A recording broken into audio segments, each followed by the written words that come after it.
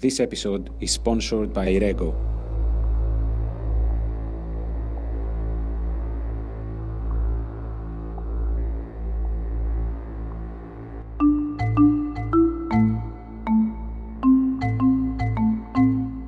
Paul Evans was a metalsmith, sculptor, and furniture designer who crossed boundaries. He pioneered a new and provocative type of furniture, and his talent and entrepreneurial skills have brought him into the forefront of the American studio movement during the post-war years.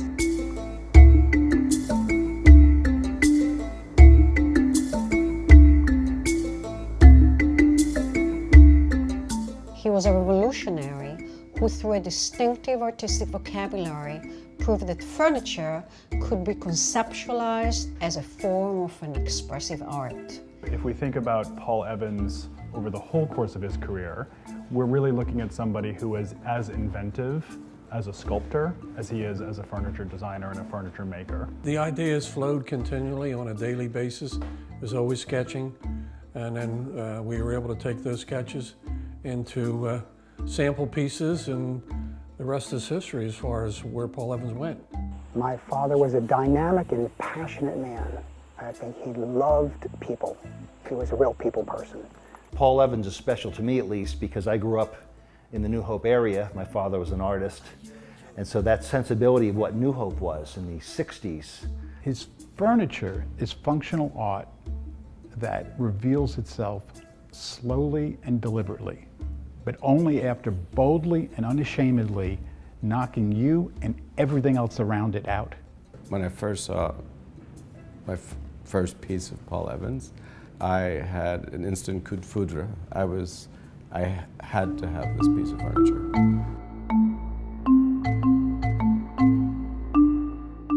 With the emergence of the secondary market for American studio furniture around the year 2000, a revival of interest in Evans' work began to take shape.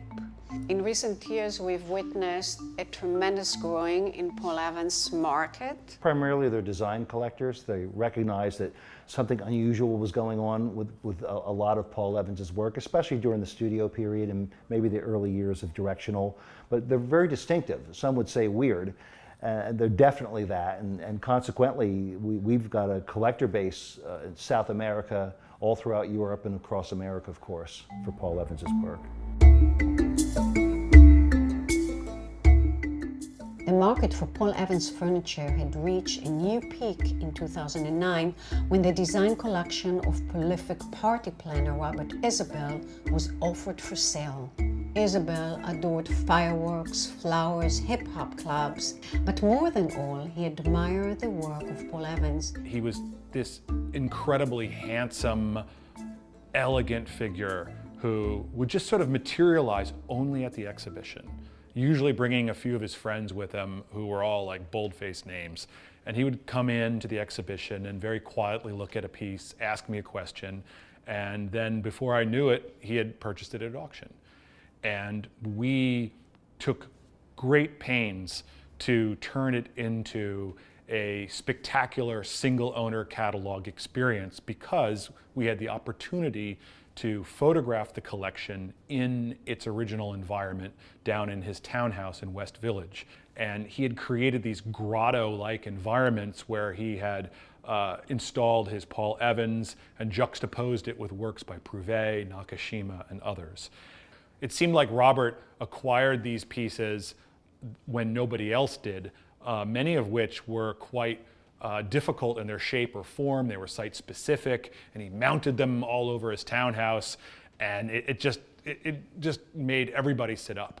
I knew him because he was my neighbor in East Hampton, and in the New York scene back in the 90s, everyone sort of knew Robert Isabelle. Have you been to the house? Do you remember seeing those pieces? I had been to the house back in the late 90s. I didn't understand it back then because it was so many pieces. You know, he had a lot of pieces of Paul Evans, but I knew that I loved it. I didn't know Robert, but his collection resonated with me on many levels, and it was not just because of his Paul Evans pieces, but other things that he collected side by side with Paul Evans. Today, Evans' pieces illustrate catalogues of some of the best design auctions in the world and can be found in homes from France to Malaysia, from Japan to Russia, far, far from where they had started their lives. Paul Evans was based in New Hope. This is where most of his furniture was acquired at the time. The first piece of Evans we auctioned was in 1991. When I was first contacted about Evans for my earliest sale in 91, I walked into what was the old schoolhouse on Main Street. And now it's a private residence, but at the time it had been the old schoolhouse, and it was filled with Paul Evans sprayed bronze furniture. Well, most of them either lived in Philadelphia or suburbs, New York City, and would come to New Hope on the weekend and would come into the showroom. They were only open on Saturday night or by appointment. And these people would go to the Bucks County Playhouse, and afterwards they would strum around New Hope, go to the different restaurants, and they'd wander into the showroom, and then Paul and Phil were usually both there, and rarely did you get out without buying something. They were that good. I don't think you decide to become a collector of anything. I think it's like a friendship. It sneaks up on you. You don't realize it until it sort of happened to you. The first piece I believe I saw was a sofa that was, I believe, in crushed velvet, and I remember that I reacted to it, and one reaction was, where would you ever put that? I probably got to give kudos to David Rago and John Solo, who introduced a ton of Paul Evans at their auctions. When I first bought a piece, I still remember the piece as a sideboard, a fabulous sideboard, but it was so strong as I just said, this is really fabulous. Paul Evans' artistic language was radical, personal, and dynamic, moving from brutalism to pop, from op art to minimalism, from streamlining to disco. It can be difficult to place Paul Evans because his life and his career really falls into chapters. So he created bodies of work, almost like a fashion designer, creating one collection after another. But if we want to situate him a little bit, really the best thing to think about is what's happening in the arts more broadly in America in the 1950s and 60s. Of course, this is the time when abstract expressionist painting is still very popular. You also have minimalist design and minimalist sculpture coming along in the 1960s. And Paul Evans really pays attention to what's around him. He's very alive visually, so he's aware of things. He has his radar up. And so we could perhaps compare him, for example, to artists like David Smith, the great sculptor who also used welding in his work. I was walking down South Dixie in West Palm Beach, and this piece was in the window. And I thought, oh my God, what is that? And I went in and I instantly fell in love, and I had to have it.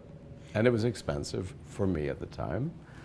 Nothing like what they're worth today, but I thought, you know what? I have to have it. What's interesting about Paul Evans' style and how I am able to use it so much is that it's very varied. And it actually plays well off of different periods and also different contemporary artists making furniture. There's always a place in an apartment for a piece of Paul Evans. Yes. I don't know if it's right or not. I think there is. And your clients, how are they reacting to Paul Evans? They know that it's not one look, and everyone's apartment tends to reflect their taste. Even though it's translated by me, it's not a stamped look that everybody has to have the same look. But Paul Evans' work is so varied that you can always find a place to make it work in different interiors. What have you learned from him as a designer? My father taught me about shape, shadow, and scale. Three of the elements that make up a great product. He was a genius of applied finishes. If you look at his work, it went from paint on steel, from patina, oxidized, polished chrome, metal, bronze, aluminum, cardboard we experimented with, acrylics. Paul Evans was born in Newtown, Pennsylvania in 1931. His incredible skills in traditional metalsmithing were developed at the School for American Craftsmen at the Rochester Institute of Technology. The School for American Craftsmen was the most important institution for training as a maker in the 1950s and 60s in America. It had been founded by Eileen Osborne Vanderbilt Webb, who was really the great patron of the whole post-war American craft movement. So in addition to that school, which was in Rochester, she also founded the Museum of Contemporary Crafts, which is now the Museum of Arts and Design. She founded the American Crafts Council, the World Craft Council in 1964. These were the institutions that really supported him. Indeed. At the beginning of his career. Indeed. So he showed in Designer Craftsman USA in 1953, an exhibition that Webb had made happen at the Brooklyn Museum, and then also in an exhibition called Craftsmanship in a Changing World in 1956. That was the first exhibition ever held at the Museum of Contemporary Crafts, the museum that Webb had founded. So really she was a very crucial figure in his life. It's also very significant that Evans studied at Cranbrook, which of course was where Harry Bertoia had studied and was teaching in the metal shop. And their work is important to consider together. When moving back to Pennsylvania in 1955, Evans settled in Bucks County and began collaborating with self-taught furniture designer Philip Lloyd Powell. Well, they mixed their pieces together, and there would be times when the client liked Phil's stuff more, but Phil would always try to pull Paul Evans in, or vice versa. If Paul, they want a lot of metal, they fed each other. Do you know those pieces that they did together? Yes, I do. Have you ever had them? No, I have not, but I find that they married pieces together in a very unique way. I always have a feeling when I look at them that these pieces were really designed by Philip Powell.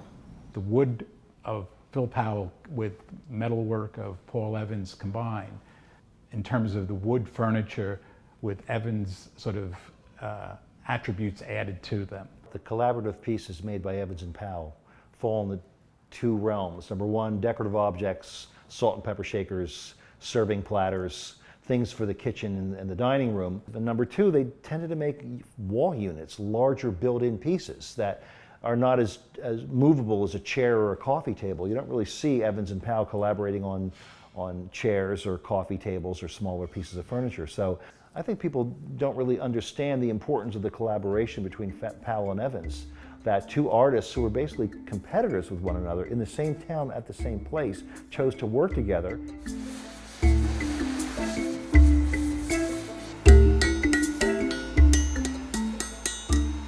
By 1959, Evans achieved his mature language, shaping the metal in his own signature way and departing completely from the traditional metalsmithing in which he was trained at school. He began creating his iconic sculptured front, colorful cabinets and screens, which have ultimately become his most important contribution to the story of American modern design. I think it's the defining piece, or the defining series of pieces. But I think over time is the iconic image of Paul Evans is more likely to be a sculptured front piece. Paul Evans had two homes, one in New Hope, which is around here, and then he also had a summer house in Nantucket. And I wonder, how was he living with his furniture in these homes? His New Hope house was furnished with prototypes, ideas that were half-baked, and others that had just perhaps even failed miserably. But the house in Nantucket, Mizentop, was a composition that he and his wife Bunny put together quite elegantly. It was featured in House Beautiful, probably in the 80s. It was a lovely composition of loose cobblestone floors and mirrored Paul Evans furniture.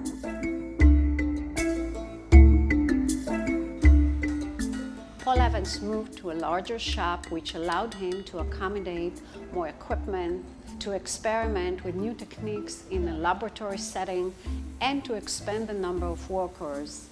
Dorsey Reading was one of them, and he had become Evans' right arm in the years to come. He called the local high school in Lambertville, New Jersey, asked the industrial arts teacher if had anyone there doing metalwork. I went to New Hope to Mel's restaurant where they all gathered, had lunch with Paul and Phil together.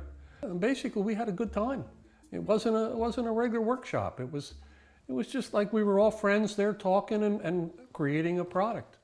My father designed in a room with no windows. I was always surprised that he didn't peer out into nature, but I think that his creative genius came from within him. Evans was weaving the facades in collages of bronze, steel, brass, enamel, and gold leaf. But along with the metaphor of soft textiles, these cabinets also manifest brutalism, appearing like a miniature versions of the massive concrete building that flooded the world during Evans' lifetime. One of the most interesting things to me about those sculptured front pieces is that they're mix and match. So there's a vocabulary that Evans has created almost like letters in an alphabet, and they can be rearranged. And in fact, that was happening live and in the shop. And Evans was there, but the craftspeople were actually doing it experimentally. But clearly, he's also thinking about painting. You know, he is very interested in Picasso. He's very interested in abstract expressionist painters of his own generation. And he's really thinking of this heavy metal furniture. It was very difficult to produce, but he's thinking of it as a painter would. So he's working quickly or giving the impression of speed. Dorsey Reading once told me that he'd be there with the welder's mask on and the welding torch, and Paul would walk by with a napkin or a small piece of paper, and he would draw what he wanted that one little compartment of a sculpture front to look like. And it was really in the moment. It was a bench-made piece. It was collaborative effort, but something that would never be repeated again. It was perhaps the most organic aspect of Evans's production, and maybe that's part of that special appeal. It oxidizes over the years. It gets muted. It gets taken down a notch or two. And I'm okay with that because I would prefer the originality of it. But I have seen some really bright ones, and they perform very well at auction. This piece, you never get tired of. You can mix it with 18th century English Georgian furniture. You can mix it with the best Louis XVI Reasoner pieces from France. It has lived in my life with a lot of different things, from Russian pieces, and it never you never tire of it. It doesn't compete. It's its own thing, but it's powerful enough and strong enough and enough of an art statement that you know that it is valid. At the time, I didn't know enough about it when I bought it, but I'm very happy that it's in totally original condition. I like things, as we say in the French antique world, dans son jus. It's exactly what it should be, and it's not trying to be anything new. The wavy front that I purchased was not among the first pieces that I purchased.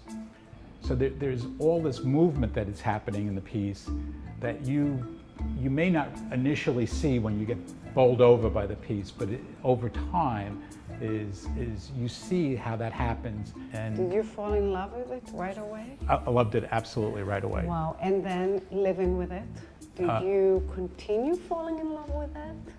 Yes. Did you get bored with it or anything? It's almost impossible to become bored with Evans pieces, because as I said earlier, they continually and slowly reveal something to you that you didn't see the first time. In 1964, he entered into a new business relationship with Directional Furniture, the prominent modern manufacturer based in North Carolina.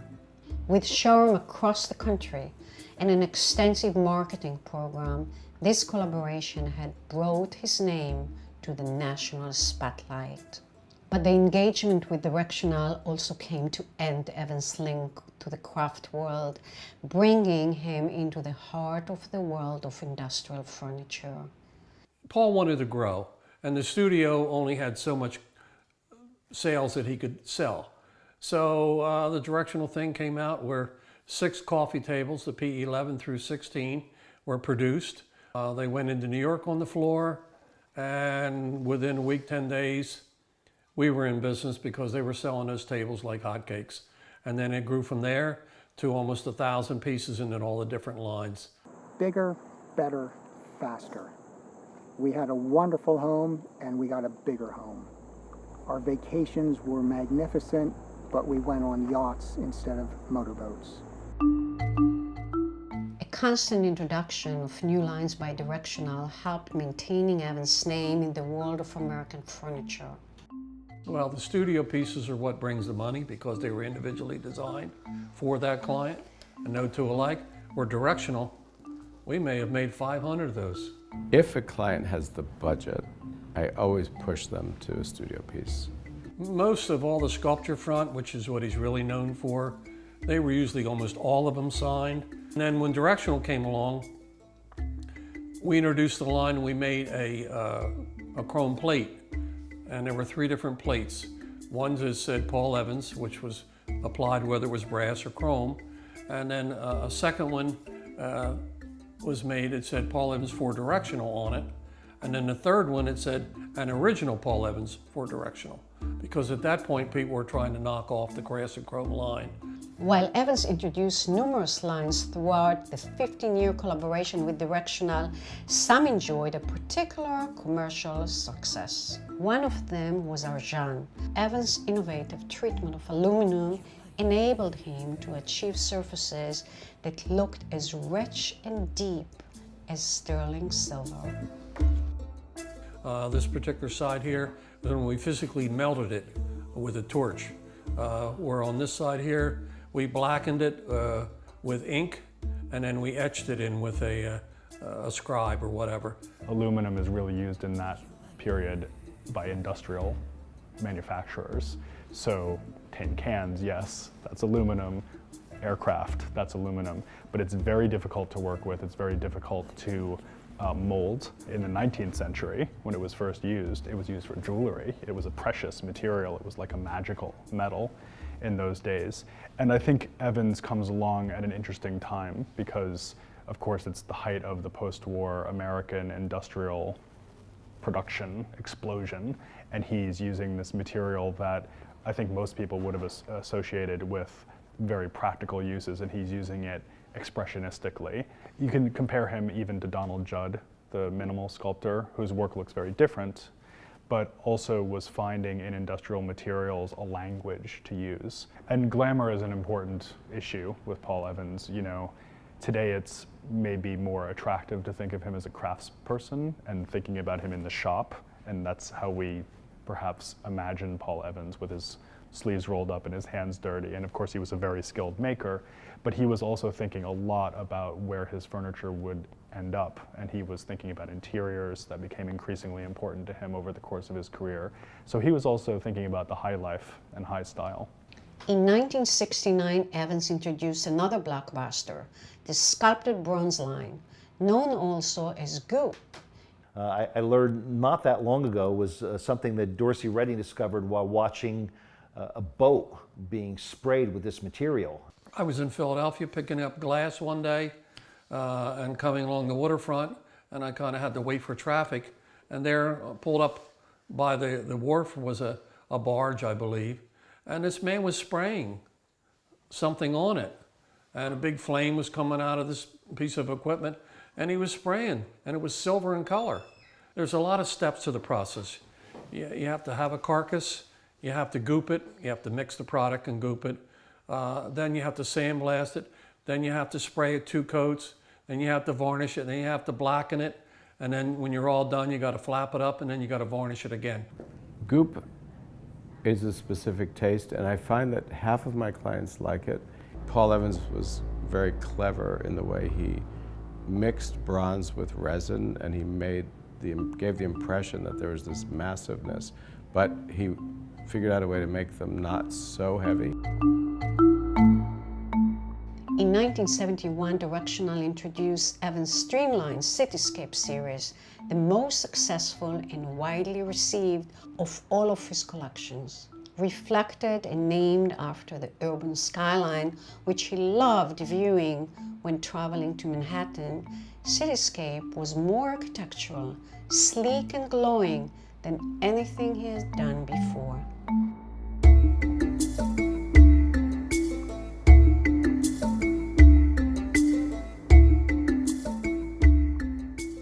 I think it's much more complex than people realize, and I think if you look at some, I think it's like bedroom sets, that they actually look like the cityscape, the skyline. The most exciting body of work for me that Paul Evans ever made was Cityscape.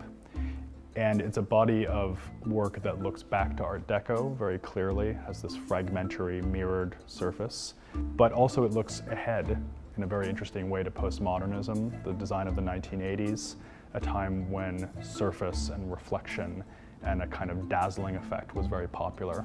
It's a very unusual body of work within his oeuvre. It's not something that he did for a long time, but it is so resolved and so visually compelling to me. I think one of the things that's most interesting is the way that it uses the environment around the piece of furniture as its composition. So it's a very alive, very extravagantly exciting body of work that he created in Cityscape. And indeed, this is a type of furniture that was very expressly intended to go into city apartments. And so you really want to imagine it in that kind of a context. You know, a 50th story apartment on Park Avenue, perhaps. I think that's what he had in mind. In a way, it looks almost like it's been born rather than made. It's actually quite complex in terms of its construction underneath that veneer of mirroring.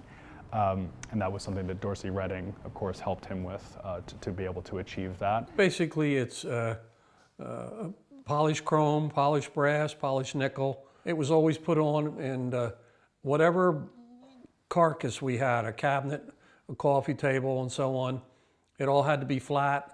There was no bending of it to speak of, and then had to figure out how to hold that metal on a substrate. Most of that was done by women in the shop. There was a whole department, and each person had their own little style. Each one had how they covered things differently. We could build that cube in the morning in the wood shop, paint it, cover it, and cover it in metal, and wrap it and ship it by the end of the day, because the process was very fast. And that was really why so much of it was done. Well, Evans made Cityscape through the 70s. Really, for me, it speaks much more it speaks of disco, and mid to late 70s into the early 80s. It's a party. It shines. It's very glossy, very pretty. It's very shiny. It's very, flamboyant. It's had its ups and downs on the market. I think there were some moments about a decade ago when it did quite well. But I think in the long run, because of its difference, it's a mass production piece that Evans did not have the same emotional commitment to, and which Dorsey Reading didn't have the same involvement with. The long-term sort of commercial market for it amongst collectors today, I think, is significantly less than it is for the earlier sculpted front commission pieces. We tend to speak about Paul Evans as a crucial figure in the American studio movement. Yet, when you go to museums, you rarely see pieces by him. Yeah, it's rare to see Paul Evans' work on view in a museum. There are examples, of course. The Houston Museum of Fine Arts has a screen in its collection. The James Michener Museum did a very important exhibition on Evans, which also traveled to the Cranbrook Art Museum. The revival of interest in Evans's work has been led by the private collectors and also by auction houses. I think in a lot of ways museums, by design, are the last to pick up on these things because they tend to want to stand back and wait for history to have its judgment. And certainly now it's time to include Paul Evans in the greatest design collections in the country, and I'm sure that will happen over the next decade or two. By the late 70s, Paul Evans' directional lines proved too costly and complex to maintain, and the relationship with the company was terminated. Evans opened his own showroom in the design district of New York City, where he presented furniture which was not that different than what one would typically find in other shops. Those were the best times because he was closing a chapter of his life that I think he felt pigeonholed him, and he had the world at his point of view. He opened a showroom on 306 East 61st Street. I think it was almost 12,000 square feet, and it was he could showcase his dreams, and he showcased work from his early years up through his electronic period, which I worked with those 4 years. He had a visit from a company called Design Institute America, and DIA, Design Institute America, was there to steal some of his ideas. And they got to discuss what it was that Paul had to offer, and they made an arrangement for Paul to design for DIA after the New York showroom had closed. So he went on to design for another company for another 5 years after the closing of the New York showroom. So his dream changed. And so the man who succeeded to take metal into new horizons and to push boundaries felt that his creative period came to its end. My father retired for one day. He packed up the small bit of belongings that he had left in New Hope, and he drove up to Nantucket to spend the rest of his years with his wife, Bunny. They apparently had a lovely dinner together on Friday night, and he was sitting at his drawing board Saturday morning looking out over the Atlantic Ocean, I'm sure dreaming of wonderful new projects, and died of a massive heart attack. I got a phone call from George Fry, one of the people that had worked with him, and somebody had told him. Can't tell you who, I don't know who. Yeah. So. And what was your reaction? Devastated. He was young. Very, 56. His legacy and the art furniture that he created are the testimony to the craft renaissance that flooded America during the post-war years.